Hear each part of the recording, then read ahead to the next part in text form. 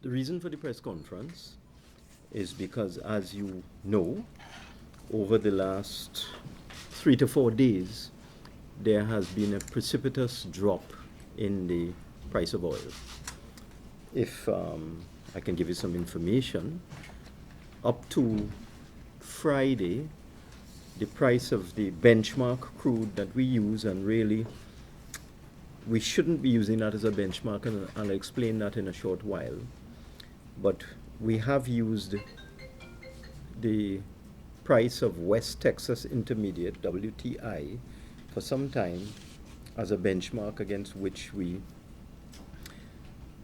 do our calculations. The price of WTI on Friday morning was in the vicinity of $42 a barrel. Now, 2 months ago, the price of WT oil was $62. So between January and March, the beginning of March, the price of West Texas Intermediate dropped by $20, or 1/3. Between Friday and Monday, the price of that same benchmark crude dropped from 42 to 32. And yesterday it went below 30 at one point in time. I just checked the price as I came in here of West Texas Intermediate, and the current price is $33.11. So the difference between Friday, where it was just over 42, and today is about $9.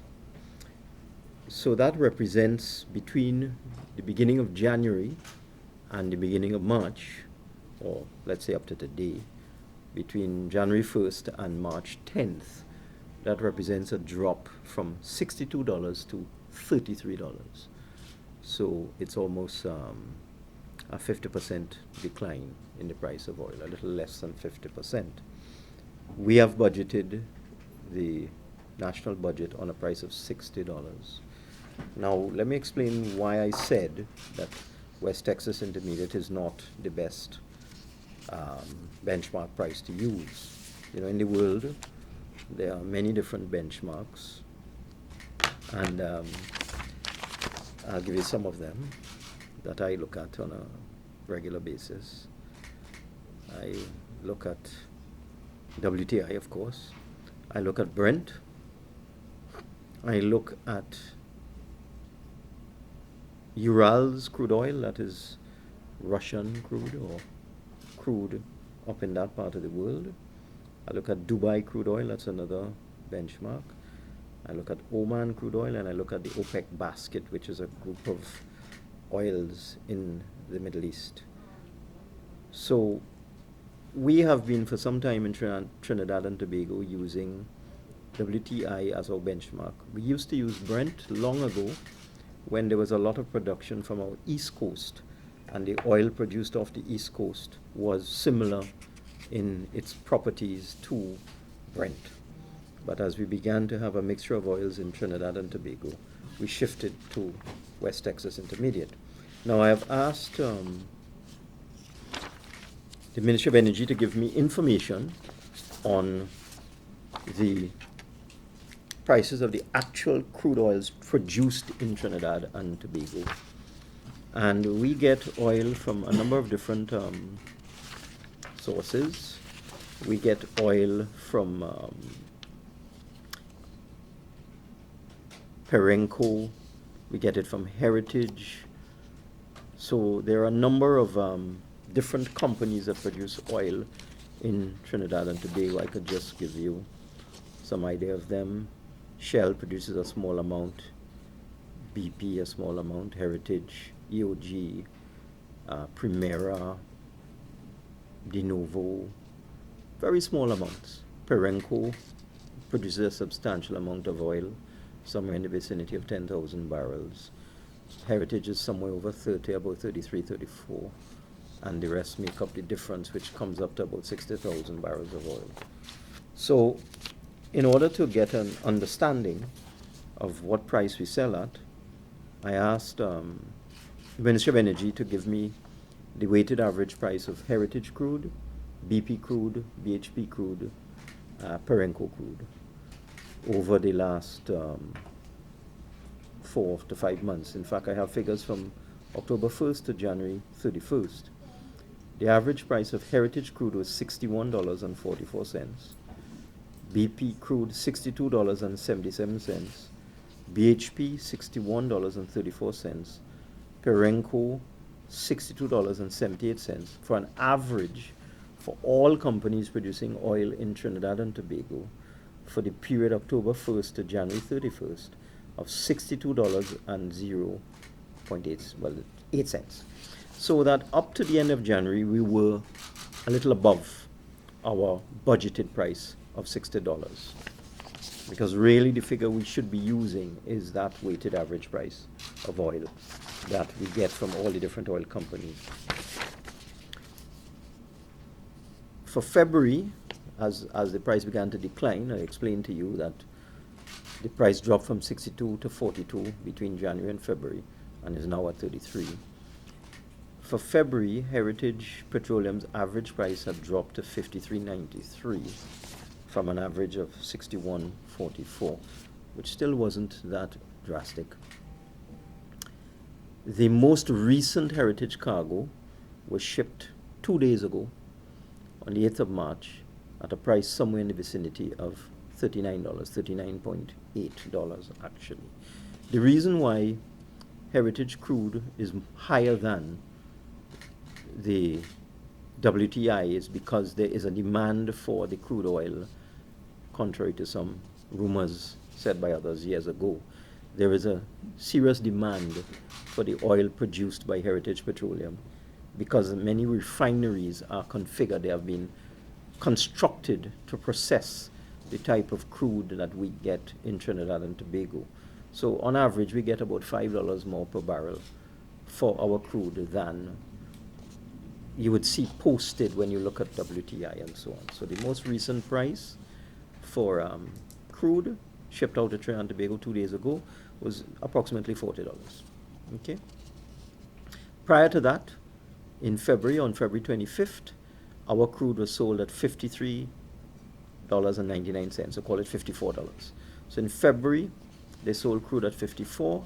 2 days ago, they sold crude at 40. Okay.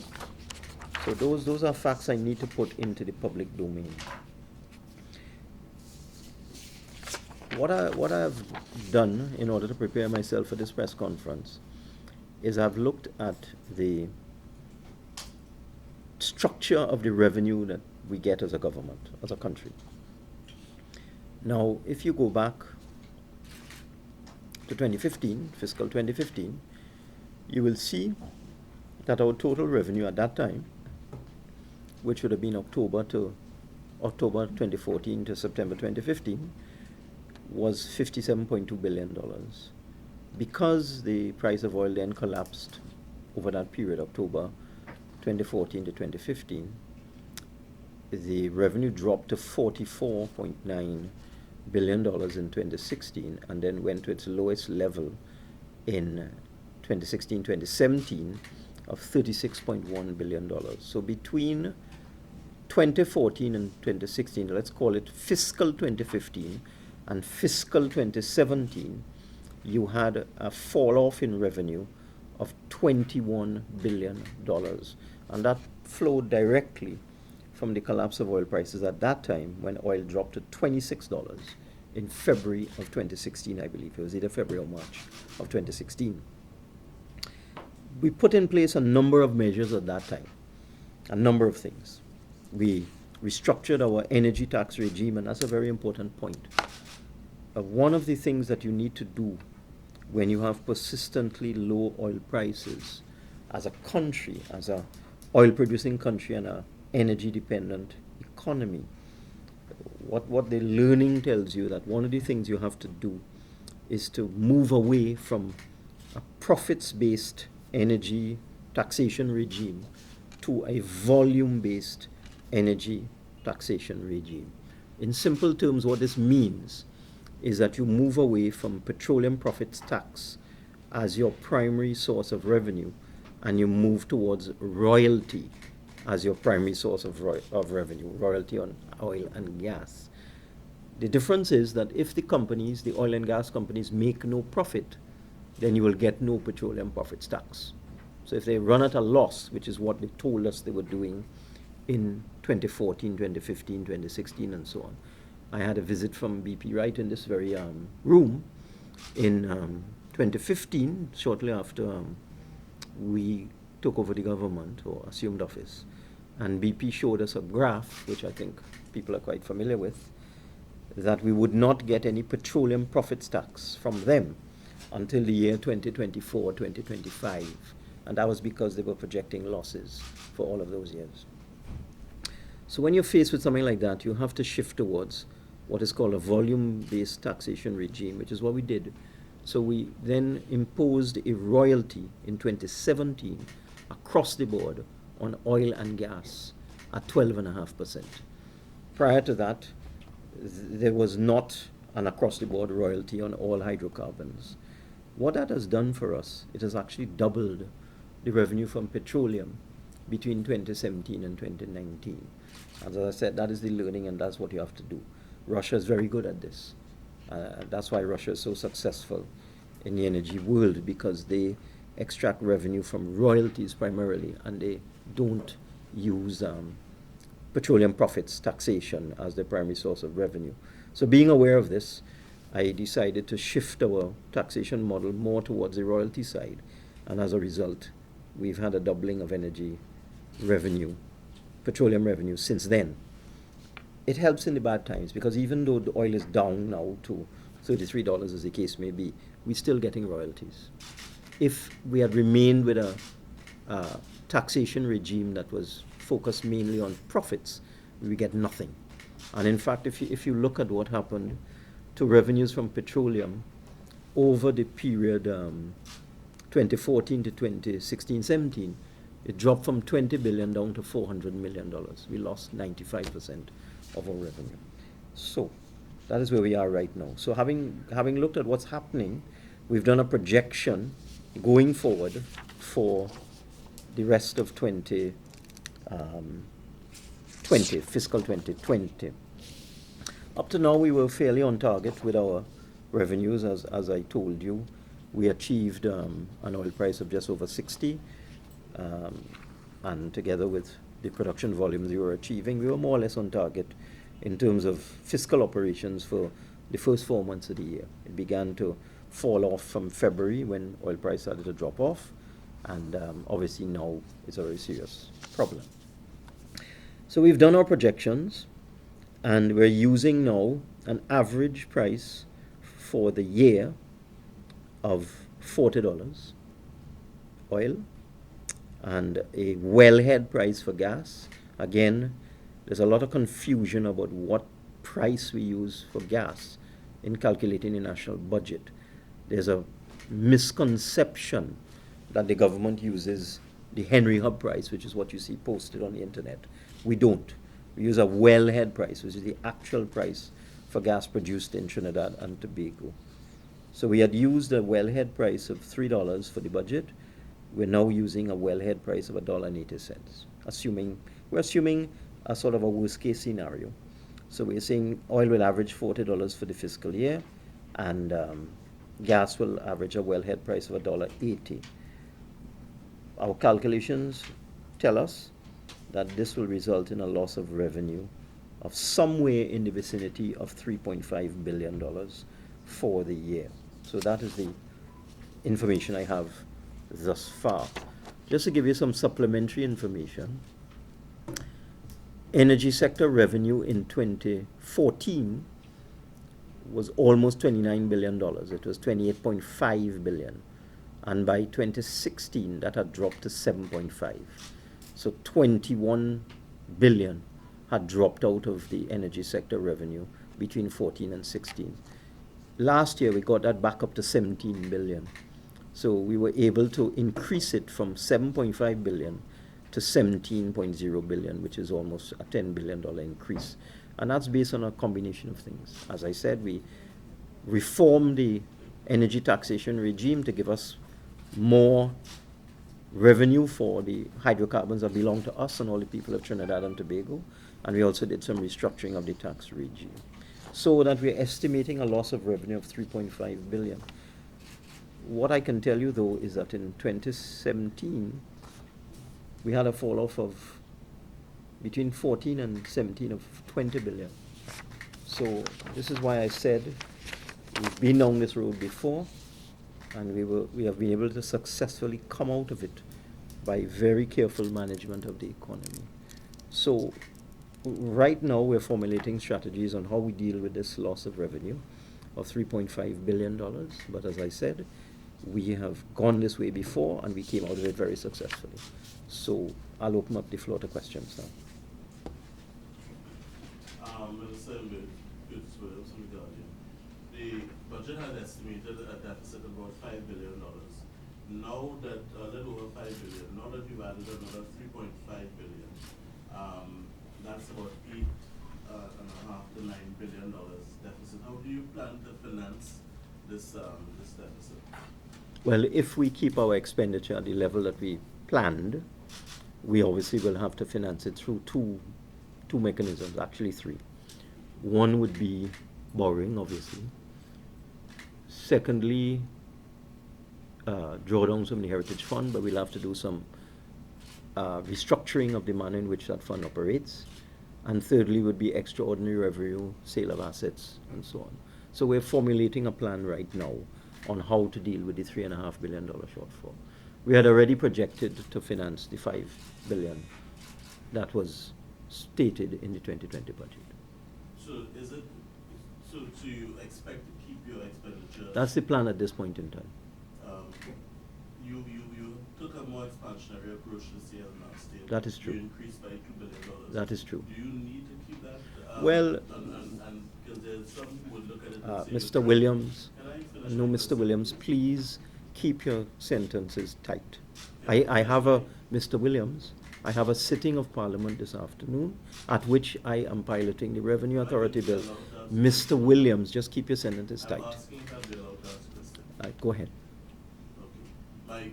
I'm saying that there are some who would suggest that the reason you're keeping this expansionary approach is because there's an election this year, and therefore you're prepared to borrow and spend in order to finance your election ambitions. How would you respond to that? That's it? If you want, you can answer. Okay. We are still planning to keep our expenditure target as is. One of the problems with slashing expenditure is that it stifles the economy.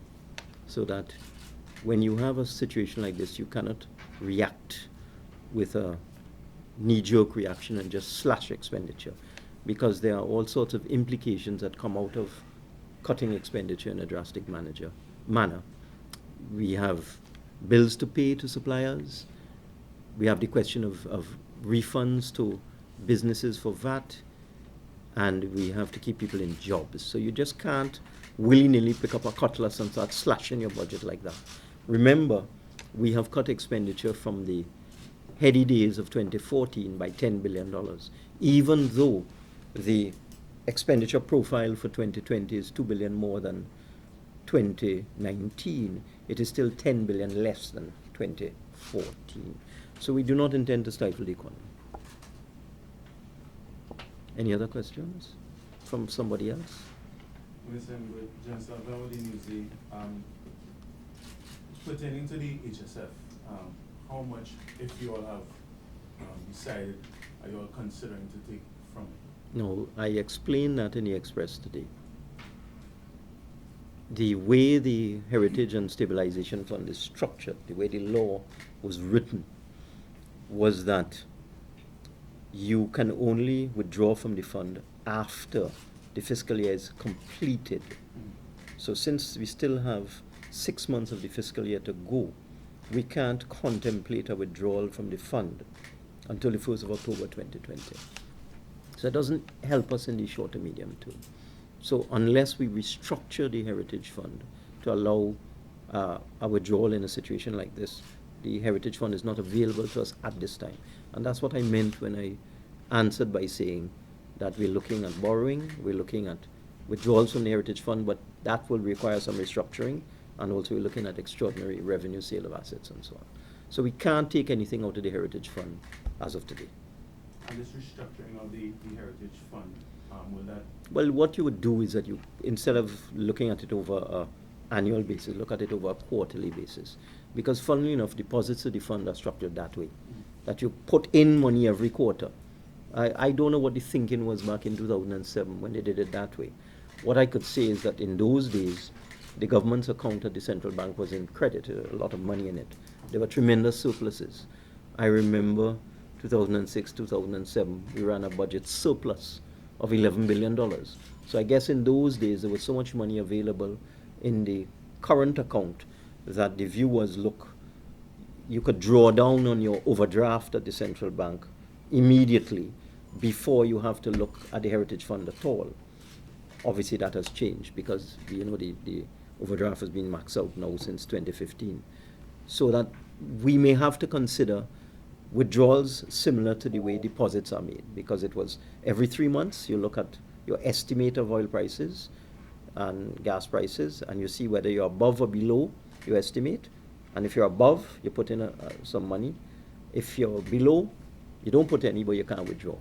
But then you have to wait for the entire 12 months before you can withdraw. So perhaps that's a option, that instead of having to wait a whole year to withdraw, you can withdraw on a quarter by quarter basis. But it's something that needs a lot of discussion with stakeholders and so on. Of course, we'll have to go to Parliament. So that is not something we'll rush into either. We won't jump into that at all. And you made mention of Parliament. I was not going to ask this question. Do you anticipate support from the opposition to change if you decide to go that way? Change. I haven't raised it with them. I have no idea whether they would support it or not. I don't know. But I mean, it's a simple majority legislation. It doesn't require a special majority. Of course, you would like their support. I always do. But I can't say. I haven't spoken to them about that. Because we're far away from that. Far, far, far away from any such thing. One of the good things about the Heritage Fund is that it doesn't increase the public debt. So you get two benefits from withdrawal from the Heritage Fund. Public debt is not increased as it is with borrowing, and you also get foreign exchange, which helps your reserves. So in a time like this where foreign exchange income will be down because we get it from the energy sector, so as prices go down, foreign exchange inflows will go down. A withdrawal from the Heritage Fund is really quite a good thing because you get foreign exchange coming in, all the assets are in US dollars, and also your public debt doesn't go up. But I'm just saying that when it was originally designed, it wasn't designed for quarterly withdrawals. It was designed for annual withdrawals. Okay? And you made mention of borrowing as well. Where are you from? I'm Judy from the Express. Right, okay. Can you say how sustainable borrowings are, and how long do we expect to borrow, and how would it impact on the country's debt profile? Okay. I had said in the budget of 2020 that we are looking at borrowing a debt to GDP ratio. Now, this was not in contemplation of anything like this. At that time, we were projecting wellhead gas price of $3 and weighted average oil price of $60. So at that time, there was no contemplation. I don't think anybody in October in the world was contemplating the coronavirus and what it would do to world markets and supply chain and all that sort of thing. So that I had said at that time that we were looking at an upper limit for borrowing a debt to GDP ratio of 70%. Okay? At that time, we were somewhere in the vicinity of about 62, 63%. We're now closer to 64, 65%. So that if I stay within the parameters that I have already announced 6 months ago, or 5 months ago, as the case may be, then we still would be able to borrow about 5% of GDP, which is about $8 billion.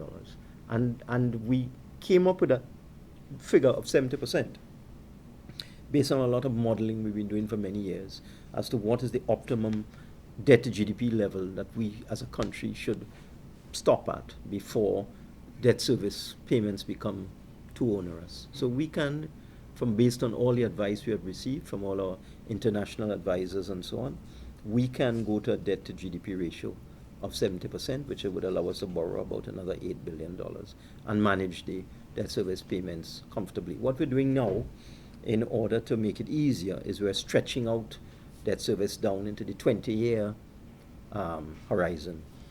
We have a profile of debt that we look at all the time. Some debt is maturing in 2 years, some in 5 years, some in 10 years, 12 years, and now we're looking at debt going down into the 15, 20-year area, which stretches out the payments and makes them less onerous. So yes, we can handle it. We've been looking at this for several years. You spoke about one-off revenue with us. Are most state enterprises going to be listed on the stock exchange? Well, this is something you have to be very careful about, because you don't want any knee-jerk reactions. You don't want to sell off things at a time when prices might be depressed and so on. So we look at it. But what we've been doing over the last 4 years is using all sorts of different mechanisms to generate revenue. As I said, we improved the energy tax regime, and we've reduced expenditure, and we did a lot of one-off. We had FCB IPO, there was a TTNGL IPO, there was a NIF bond issue based on recovery of assets from CLECO. There's not a lot left inside of there. There is still a substantial amount, but nothing like what we had before. So that we will be looking at that, but we just have to be very, very careful about what we do, because we don't want to prejudice the possibility in the future, if we have another problem like this, that we don't have any options available to us. We have options. Mr. Imbert, you've Mr. Williams, holy fire. Is there anybody else who wants to ask a question? You mean nothing to do with oil prices? Okay. Is there anybody else who wants to ask? No problem. Karen, Yeah.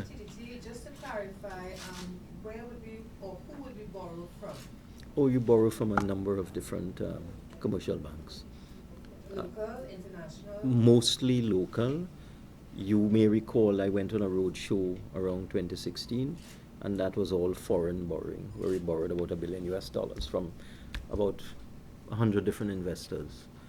At this time, our borrowing is purely local, so we borrow from Republic Bank, from Scotia Bank, from First Citizens Bank, from First Caribbean, from Royal Bank, and so on, all the commercial banks. And we do it by way, most times, by way of a request for proposals. So we invite tenders and then evaluate the bids. We look at the interest rate that the banks offer us, the period of the loan, whether it's fully underwritten, what the commitment fees are, what the legal fees are. So there's a point system. Obviously, the interest rate is the most important thing. It gets the highest weighting. And based on that, a bank is selected for lending to the government. And we do this on a regular basis. So you need to go to the IMF? No. Where did that come from? Just asking. Okay. But that's the point I want to make, that we've faced this kind of problem before, and we have weathered the storm, and we will weather the storm on this occasion. The idea of going to the IMF is preposterous. The IMF is the lender of last resort. The countries in the Caribbean that went to the IMF, I wanted to give you some information now. Their debt to GDP ratio was 175%. So Barbados and Jamaica had a debt to GDP ratio up at that level, St. Kitts, 175%. If we had a debt to GDP ratio of 175%, our total public debt would be over $300 billion. Right now it's just over 100. So that we are nowhere close to them. Those countries have to go. Because when you hit 175% and you've borrowed so much, and debt service takes up so much of your what they call your current revenue, your tax revenue, nobody else wants to lend you. So that you go to the IMF because they're the lender of last resort. We're nowhere near that. In fact, there is a $250 million loan that is maturing within the next couple months, and we had already planned before this occurred to go on a roadshow to the United States to refinance that and maybe get another couple $100 million US dollars on the foreign market, because it's always a good idea to have a profile in the international market when you're borrowing. Otherwise, nobody knows who you are. You'll be surprised when you go on these road shows. A lot depends on personal to personal contact and what you say and how you react to the question posed to you by investors. So that's one of the things we were contemplating last month, going on a road show later this year around June, and maybe borrowing about 400 or 500 million US, of which 250 would replace existing debt, so it wouldn't increase the public debt, and then taking advantage of low interest rates that exist in the international arena. But we're revisiting that now, obviously, because we don't know what's going on in the rest of the world. What I can tell you is that interest rates have dropped in the United States. The Federal Reserve did a drastic cut to interest rates just last week, substantial cut, so that we will look at all our options. But at this time, we're borrowing primarily from local and regional banks. Okay? So should we be assured by your optimism of your management of the situation? Well, Ms. Javid, I want to stress that in 2016-17, government revenue dropped to $36 billion, which is $20 billion less than it was 2 years before that. And we survived. Okay, we strategized, we adjusted, we reorganized, we exercised fiscal discipline, and we survived. I don't anticipate revenue in this year to drop to $36 billion. Remember, half the year has gone already. And our projection for revenue for this year, we had projected about 47, so we'll be down 47.7 actually, so we'll be down at about 44.2 if we lose the $3.5 billion. You have to understand as well, these oil price, volatile oil price changes are very, very unpredictable, you know. You don't know what's going to happen next month. Right now there's a price war, it appears, between Russia and Saudi Arabia, so it appears. It may very well be the real target of the two of them is shale oil producers in the United States, because when oil prices collapsed in 2016, that was the target. What had happened in 2016 is that the production of oil from shale, because there's shale oil in the States, not just shale gas. You know, there's a lot of talk about shale gas, but there's a lot of shale oil in the United States. And in 2016, shale oil production exceeded production from Saudi Arabia and Russia. In fact, America became the largest oil producer in the world in 2016, and began to export oil for the first time in 40 years. So that frightened OPEC and Russia. The fact that America could start to export oil, and they were ramping up production rapidly. So the price war in 2016 was really targeting shale oil producers in America to drive them out of the business. This time, there's the global coronavirus shock. So it's complicated. It's not just an attack on shale oil producers. But all my reading tells me is that part of this price war is directed at shale oil producers in the United States to try again to drive them out of the business and get them out. So what happened the last time? Saudi Arabia and Russia went at it for a couple of months and then gave up. Decided this doesn't make any sense because you're cutting off your nose to spite your face. Because if you drive the price down, of course you get less revenue.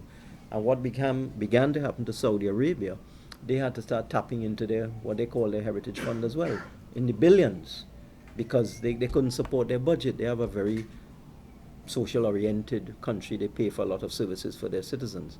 So they had to support their social programs. They had to jump into their heritage fund in the many billions of dollars. I don't know if they're prepared to do that again. So 2 months from now, the price may go back up. But we are planning for an average price of $40 right down to September. And as I said, we have managed a fall off in revenue of $20 billion before. I think we can manage a fall off in revenue of $3 billion. Minister Imbert, perhaps I can now get a chance. No, hold on. No. Mr. Williams, Mr. Williams, Mr. Williams. Imbert, excuse me. We need to maintain People have civility asked- in these People have asked exchanges. 3 questions, I've asked 2. Mr. Can I Williams. have one, please? Hold on, Mr. Williams. Yes, Mr. Javid. Had you finished your question, Mr. Javid? You're good? Or are we continuing the soliloquy? We need to maintain civility in these Yes, but he needs to also No, be civil. no. Anyway, I'm not even having, Minister Imbert, are you going to answer the question or you're not? What is the question, All Mr. right. Williams? I have two questions for you. One, can you tell us what is the production of natural gas that you're basing your revenues on? What is the production level? And secondly, I've noticed in the last 4 years, you've consistently been wrong significantly on your oil projection. 2018, you said 4.2, it was 2.4, 2.2. 2019, you had 4.1, it was 3.15. This year again, you're wrong. Is it that you're not being conservative enough in your estimations? Mr. Williams, what is the question, please? Okay, are you prepared to listen again? Let me go through slowly. You seem to have consistently been wrong in your budgetary projections and your actual receipts for energy production and prices. And I said to you in 2019, you had estimated 4.281 billion. You got 3.391 billion. This is in oil revenue. In 2020, you estimated 4.5 or so billion, 4.54 billion. Clearly, you're not going to achieve that by your own estimates.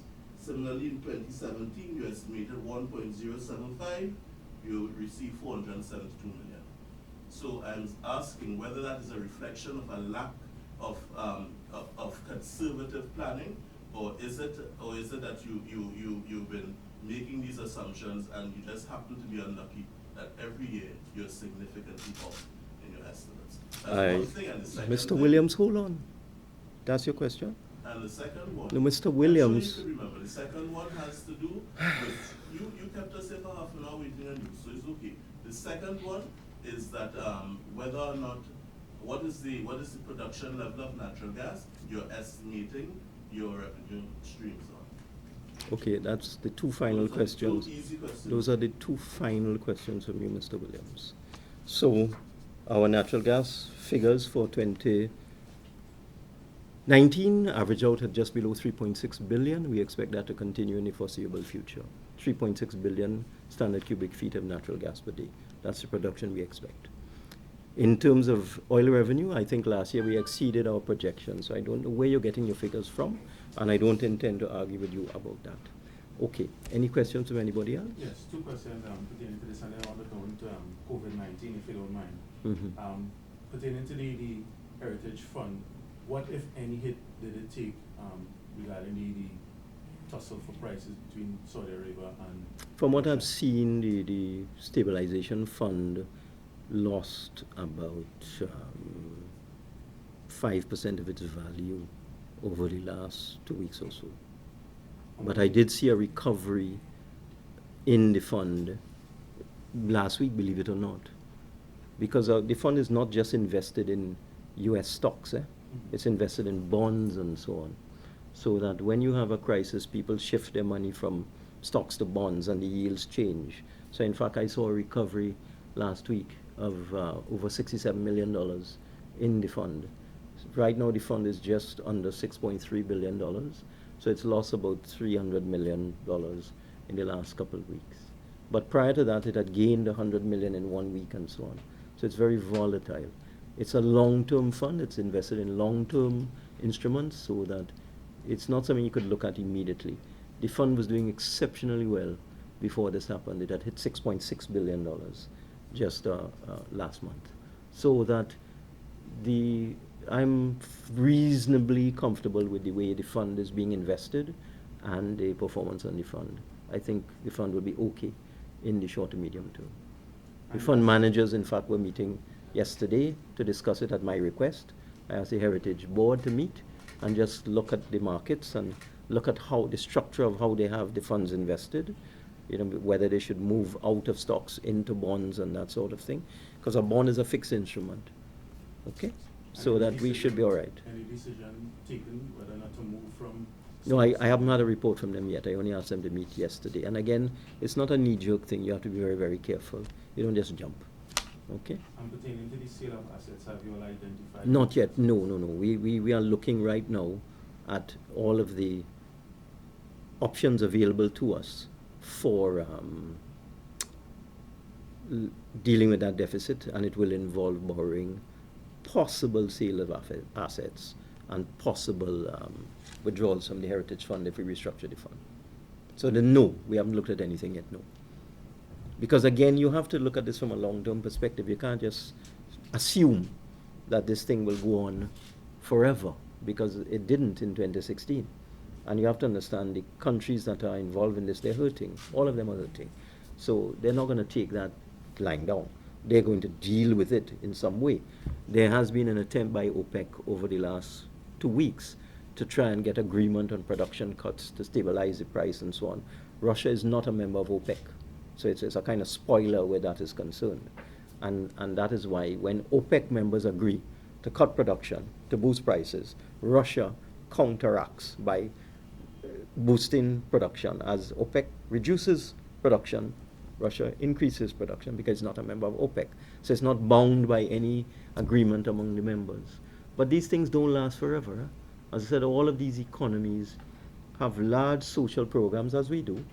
And if you look at the structure of any oil economy in the world, because of the revenue that comes from oil, the countries have developed huge social programs, all of them. So when you have a hit like this, you're hitting straight at your social programs. And none of these countries are minded to disrupt their social programs in any way. So these things don't go on forever. In fact, I remember way back in 2008, 2009, when oil dropped down to $35 just in a couple of months from 145. So it was 145, and the next couple of months later it was 35. It's the biggest drop I've ever seen. It went back up very quickly to $70 because, as I said, these producer nations can't afford to keep that price down at those levels for too long because they can't survive. And the United States shale oil producers can't survive at that level. Okay? Now, moving on to COVID-19 a little bit. No, hold on. Any other questions on oil and? Minister, Mhm. given the turn of events, any plans to bring forward your mid-year review, or is it just? No, a no, wait no. and see? That's still planned in April. And that's not far away. I mean, it's already the 10th of March. So that I'm looking at somewhere around the 10th of April, or if not the 10th of April, towards the end of April, for the mid-year review. And I mean, we're planning it right now. I spoke to budgets yesterday about that to see what can be done. So any other questions on finance? No? Okay, now I do have to go to the Parliament. I have to go to the Parliament. So we'll have to break up within the next 10 minutes or so. So could you keep your questions tight if it's on other matters? Last night during the Renters Money Night Forum, Mhm. opposition leader accused the government of racking up over $122 billion in public sector debt, saying at least 2 of the loans benefited the senior government minister. That's so interesting. The debt to GDP ratio stabilized about 2 years ago at about 62%. So we've been constant in terms of our public debt for the last 2 years or so. The government borrows, as I said, from the commercial banks. We borrow from Scotiabank, Republic Bank, Royal Bank, First Citizens Bank, First Caribbean, Ansa Merchant Bank, and NCB Global. Okay? Someone gave me some excerpts from the opposition leader's speech last night, and I must say, I continue to be amazed at the things that she says, and I'll tell you why. When we go out for an RFP, it's on a competitive basis. So for example, when a bank is selected to lend money to the government, it's based on the best offer. So as I said, we look at the interest rate that they would offer. That's the primary thing. So whether they offer it us at 4%, 5%, etc. That's the first thing the government to look at. Because when you're working out whether you should select one bank over another, you have to figure out how much it would cost you. So let's say you're borrowing $100 million. If someone lends you that at 5%, that will cost you $5 million a year. If somebody else lends it at 4%, that will cost you $4 million a year. So the 4% interest rate is obviously better. But then there are other little things that you need to look at. What they're going to charge you for what is called a commitment fee, what they're going to charge you for legal fees for preparing the documents, and so on. So you will do an entire model of the whole thing and see what the value of this loan is based on the offers from all the banks. NCB Global is one of the many banks that are invited to tender to lend money to the government. NCB Global is owned by a Jamaican billionaire called Michael Lee Chin. Okay? It's the largest integrated financial services group in the Caribbean. It's the second largest financial group in the Caribbean of any kind. Republic Bank is the largest. NCB Global is the second largest. Not NCB Global, NCB, which is the parent company of NCB Global. It has assets of 12 billion US dollars, over 80 billion TT dollars in assets. So when the government borrows from Scotiabank or Republic Bank, as the case may be, we borrow from the bank. So the government has borrowed from NCB, not from Angus Young. That's the absurdity of what the opposition leader is saying. Angus Young is just an employee of NCB. He doesn't own NCB. NCB is owned by Michael Lee Chin. He just works there.